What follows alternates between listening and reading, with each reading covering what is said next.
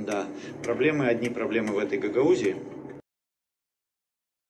Да, вот, бля, юристы эти бараны чешмекёйские дали негативное заключение по контрактам на пенсии. Вот теперь там попробуй-ка объясниться.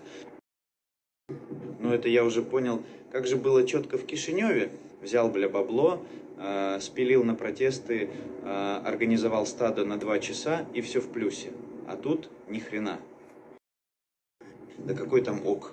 Вот попробуй объяснить каждому гагаузу, потому что они же, сука, тупые, и главное, как ишаки, без прикормки даже шевелиться не будут.